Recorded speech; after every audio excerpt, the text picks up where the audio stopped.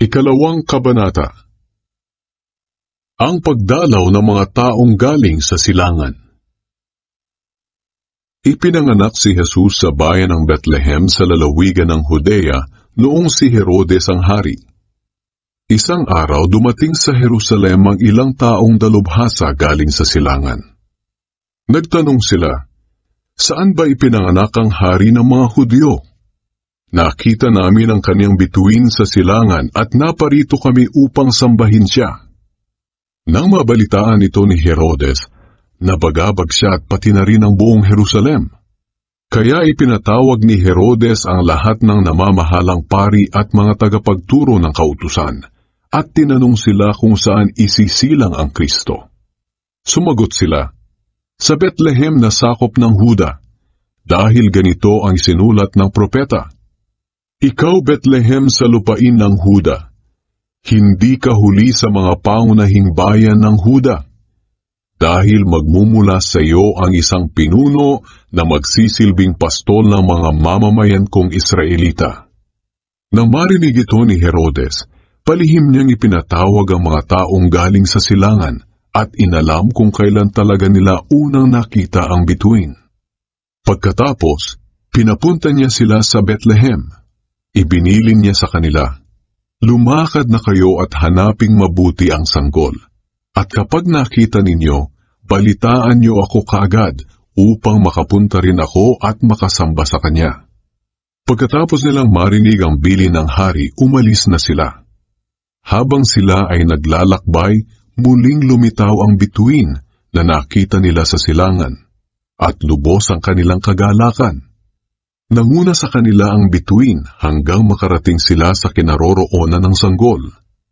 Pagpasok nila sa bahay, nakita nila ang sanggol at ang ina nitong si Maria. Lumuhod sila at sumamba sa sanggol.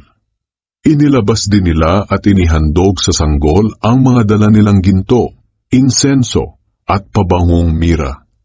Nang pauwi na sila, binalaan sila ng Diyos sa pamamagitan ng isang panaginip na huwag nang bumalik kay Herodes, kaya nag-iba na sila ng daan pauwi.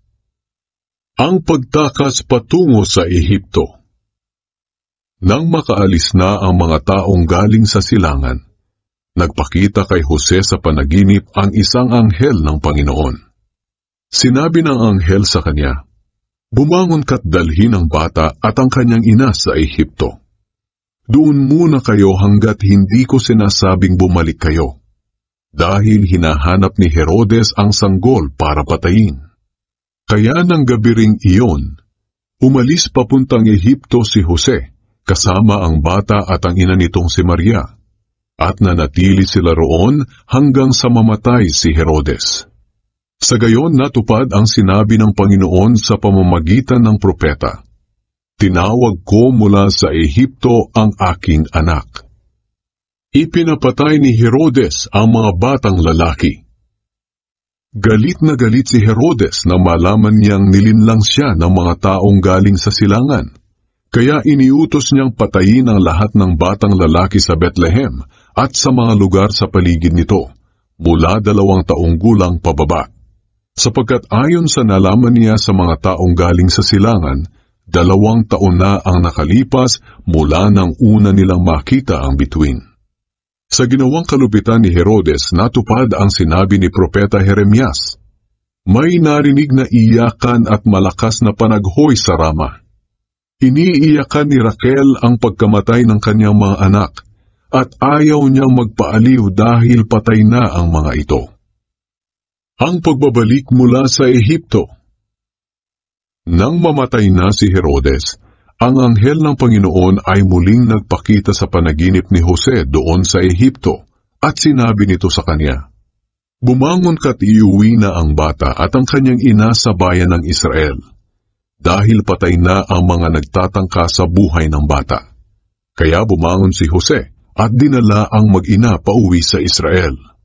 Pero nang malaman ni Jose na si Archelaus ang nagahari sa Judea kapalit ng ama nitong si Herodes, natakot siyang pumunta roon. Binalaan siyang muli ng Diyos sa pamamagitan ng panaginip, kaya tumuloy siya sa lalawigan ng Galilea, at nanirahan sila sa bayan ng Nazaret, Kaya natupad ang sinabi ng mga propeta na tatawagin ng Kristo na Nazareno.